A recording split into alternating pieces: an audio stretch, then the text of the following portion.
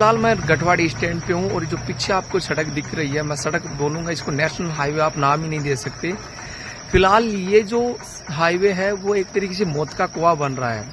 Within मैं बात करूं एक साल में इस पे जो घटनाएं हो चुकी हैं वो 250 से प्लस है। यदि अपन बात करें दैनिक भास्कर की रिपोर्ट के हिसाब से तो यहाँ पर कितने हादसे हो चुके हैं, 250 प्लस। और अभी भी ये पीपीटी मोड पे बना हुआ है, मतलब ये एक तरीके से पब्लिक प्राइवेट कोलैबोरेशन से बना हुआ एक सड़क है और इसको गवर्नमेंट ने क्या नेम दे रखा है, नेशनल हाईवे।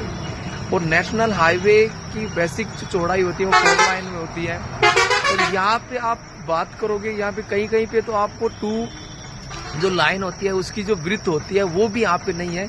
उस वजह से यहाँ पे आए दिन इतने सारे एक्सीडेंट हो रहे हैं। पिछले मैं 10 दिन की बात करूँ तो यहाँ पे 10 से 11 लोग खत्म हो चुके हैं और 7-8 लोग यहाँ पे इंजर्ड हो चुके हैं। इतनी भयंकर तरीके की त्रासदी से सड़क के ऊपर मची हुई है। और गवर्नमेंट का क्या है, गवर्नमेंट का तो मतलब ये कि होता है उसको पीपीटी मोड पे एक टोल टैक्स लगा रखा है, वहां से उसके अच्छे से इनकम जा रही है भाई, उनको कोई फर्क नहीं पड़ने वाला। फर्क पड़ता है तो हमारे यहाँ पे लोकेलिटी के साथ में यहाँ पे आवाई जाई करने वाले बेचारे श्याम भक्त यूपी से लोग आते हैं, उनके हालात इतने गंभीर होते हैं।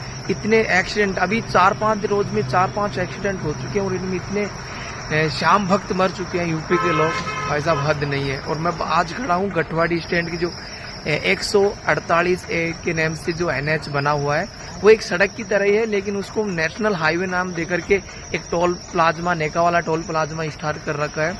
तो भाई साहब ये हालात गंभीर है।